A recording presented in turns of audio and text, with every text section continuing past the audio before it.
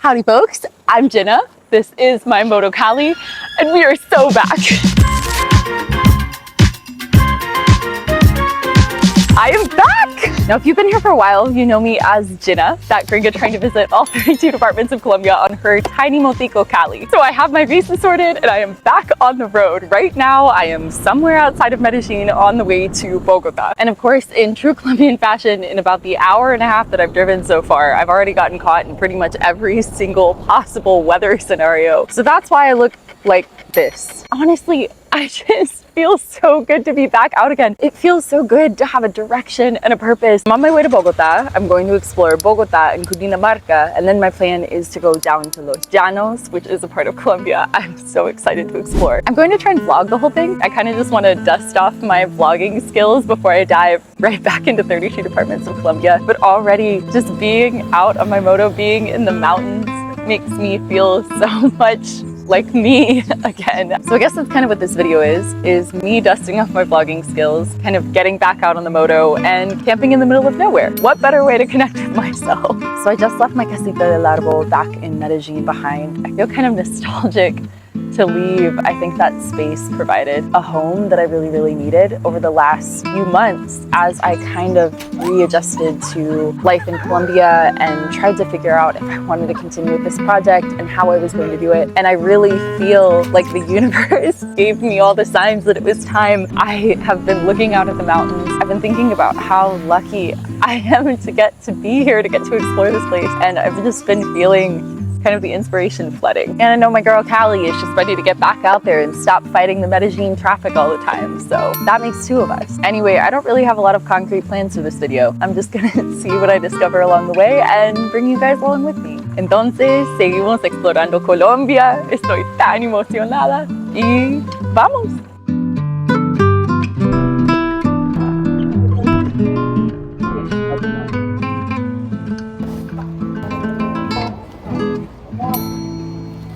Gracias. Con mucho gusto. Salsitas. Sí, porque tiene salsa rosada. Vale, gracias. Con mucho gusto.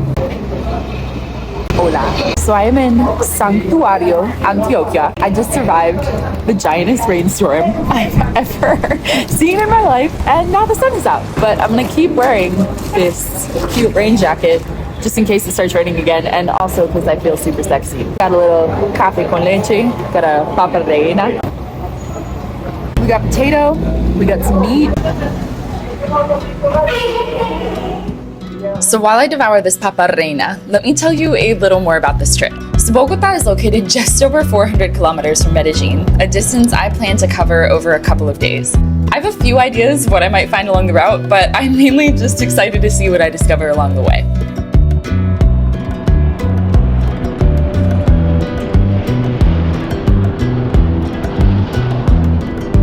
I just stopped at this little roadside viewpoint in Cocorna, and look at this. We have a waterfall, we have a bungee jump, and then look out at that view of the little town. Una de mis cosas favoritas sobre manejar en Colombia es que puedes estar como manejando en una carretera y todavía tienes vistas así. Okay, so I have an hour and a half left until my campsite, and the sun is fully out, but I don't know if I should take this rain gear off or if that's just gonna jinx me. Let's go for it, I guess. This might be a huge mistake, but we'll see.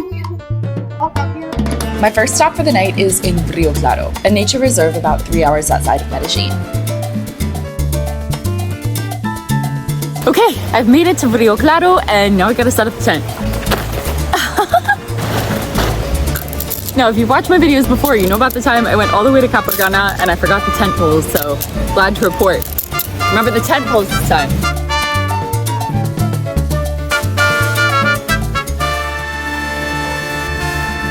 Nice and cozy. Honestly, y'all, I love sleeping in my tent. I find it so cozy, but right now it is like 400 degrees in here. And I just drove for 4 hours, so I think there's only one thing to do.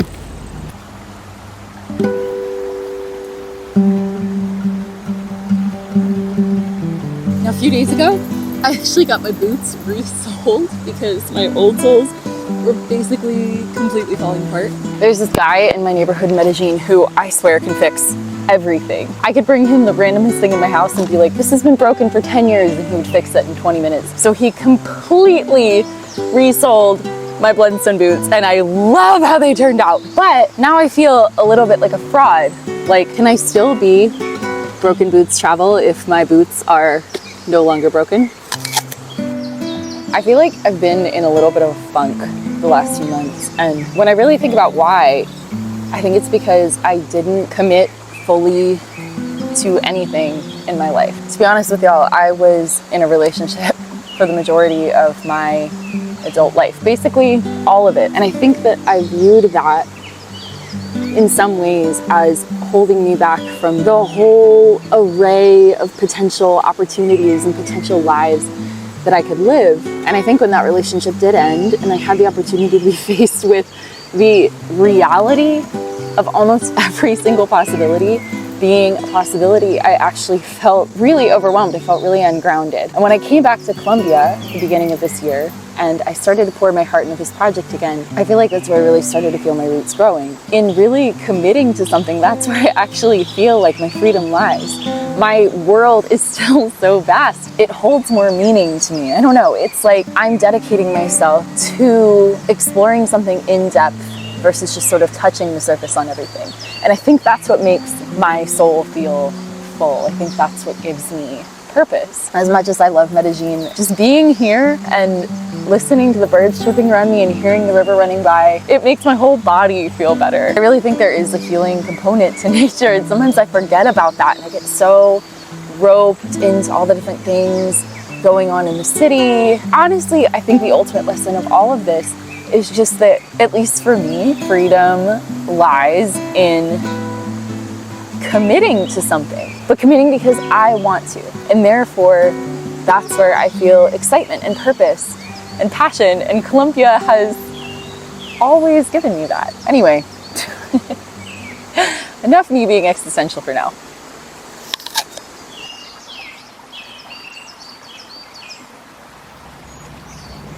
Buenos días. Vamos a ver si mi cerebro de español se funciona a las 7 de la mañana. A veces me siento que el parte más incómodo de hacer camping es amanecer en la mañana porque está como calentico, entonces sleeping y todavía con sueño, pero al mismo tiempo todo hueso en mi cuerpo se duele por dormir en el suelo. Pero tenemos lugares a explorar. So it did rain last night, which makes me think that the Río Claro might not be as claro this morning, post-storm. So let's go see. A little different today. Listen, I'm not worried. I am sure it will still be beautiful. This is for my mom, who watches all of my videos for the sunscreen. Shout out. So when I got here yesterday, they gave me this map, and it looks like there is basically a point I can drive to on the moto and then hike from there to some different beaches. So I think that's gonna be my morning plan before I get back on the road to Bogotá.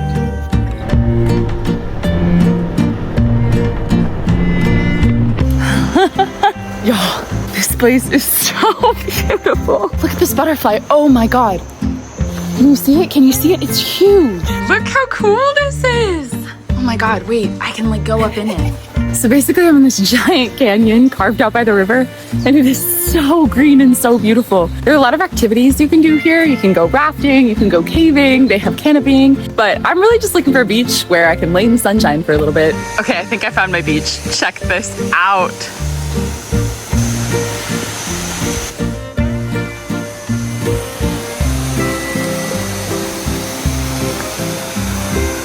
Looks like we have a little line here to help cross the river. Usually I'd be able to see my feet in this river, but because the river is a little higher than usual today, I can't see my feet, and I don't know how deep it is out there in the middle. I know! I wasn't even a quarter of the way across, and it was already up to my belly button. I knew it was just gonna be really, really deep in the middle, probably over my head, and I chickened out. Call me a wimp all you want, but I would rather live to publish this video.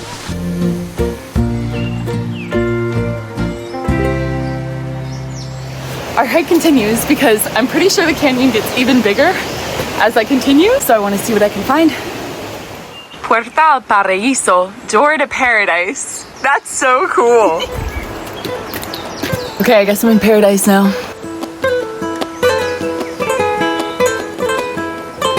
Yeah, I think they were right. This place really is paradise.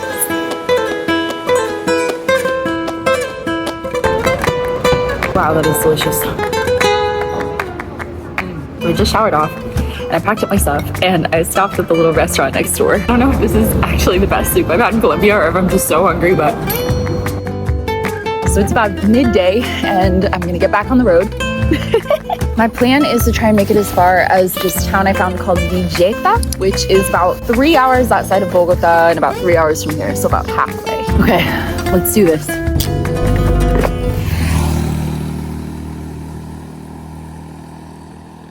So I just crossed over the Magdalena River, which means I am no longer in the Department of Antioquia, but now I am in the Department of Boyacá. But y'all, I am in a true llano. It is so hot. This is very different from the Boyacá I remember visiting, one of the coldest regions in Colombia. Anyway, I'm gonna be on the hunt for a pony malta. So I'm basically at a Colombian truck stop. This chain of convenience stores called El Toque that are beside turf stations. And honestly, they're pretty nice. They have food, but I just ate a couple hours ago. So instead I got a chocolate and of course my pony malta. So I just drove for about an hour and a half on the highway. The landscape that we were passing through looked like something out of the Lorax with all these little rolling hills. I've heard it said here in Colombia, las siete verdes, like the 7 greens, because there's just so much green around all the time. Now the road to Villeta turned out to be one big construction site, so by the time I got to town, I was ready to get to my campsite and call it a night. But the universe had other plans. I found this campsite online, but there's no doorbell, so hopefully they will answer me. Let's see. Look at this. I feel like I need to explain a little bit of what just happened and why I'm now in a hotel and very clearly not camping. So I've been talking to this campsite on WhatsApp and told them I'd be there on Friday night, but I basically showed up and nobody was there. And then I noticed there was a giant storm a-brewing, so I kind of drove around town for a little bit and found this place, La Casa de San Rafael. And it has a pool and a real shower. I feel like this is really compromising position to be putting on the internet. Anyway, I feel like the proper shower is going to serve both me and you, so you don't have to look at me like this. I look like a creature from a horror movie right now. Okay, but let's get in the pool first. Honestly, y'all, with everybody.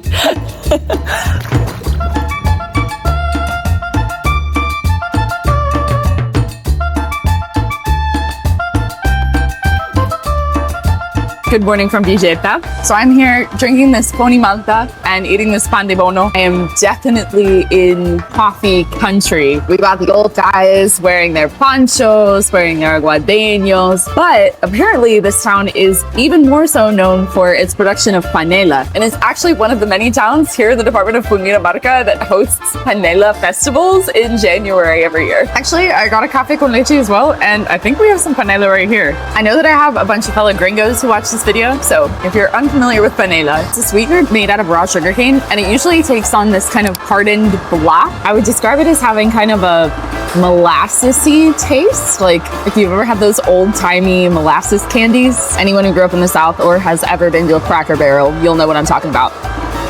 Y'all, we are definitely in the panela town. Everything here is sugarcane themed. Look at this. Okay, slight change of plans. At the recommendation of the guy who owns the hotel, I'm going to somewhere called Bocatoma, which is a series of 7 different swimming holes outside of the city. And to get there, you basically have to ride along this sort of contraption built along the old train tracks. I don't know how to describe it. We're just gonna have to find out together.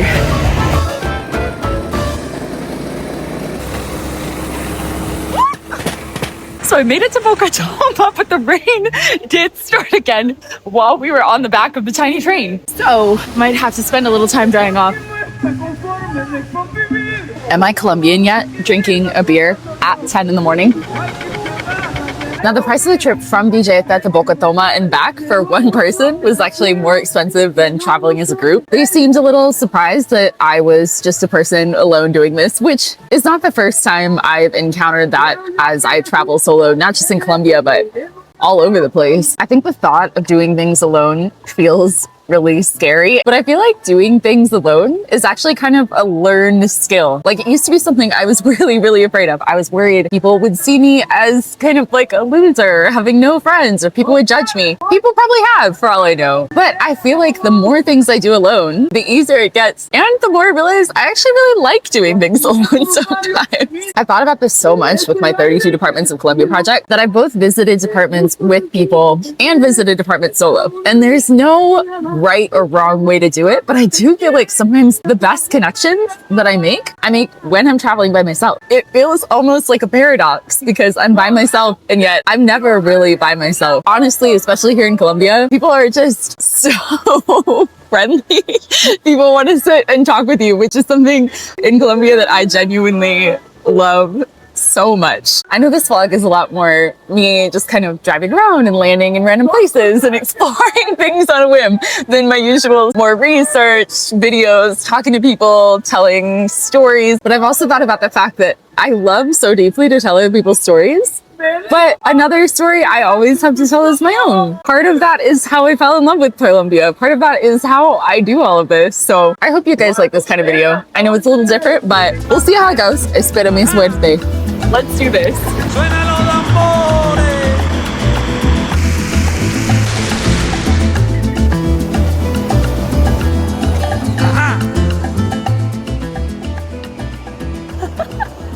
Amiguito precioso. Hola, mi amorcito, chiquitito, pequeñito. Hola, mi amor. Mi príncipe. No puedo, tengo novio. No me enganches, por favor. No es amor. The last leg of my trip is just over 2 hours, but nearly 2,000 meters of altitude between me and Bogotá. So I have a feeling it's going to be a cold one. So I have not even driven half an hour from Villeta and the weather has completely changed. I just got gas and the guy was like, do you have your impermeable? Because you're gonna need it. And I was like, do I have my impermeable? Is this just like an omen of what's to come in Bogotá? Like and subscribe to this channel for more great fashion content. Hello, amigo. ¿Tienes una chaqueta de lluvia? Ciao.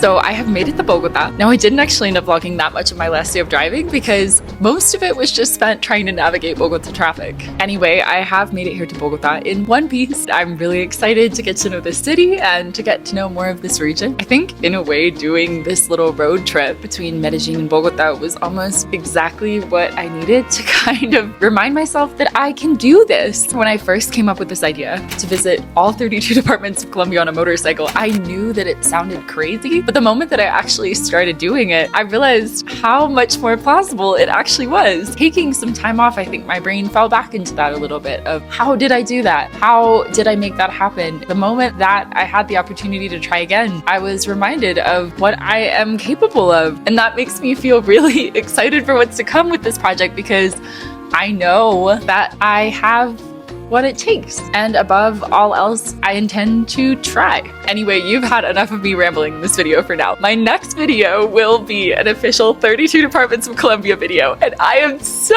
excited I can hardly contain it. So don't forget to like and subscribe. It really helps support this mission that I'm on. And thank you for watching. I will see y'all next time.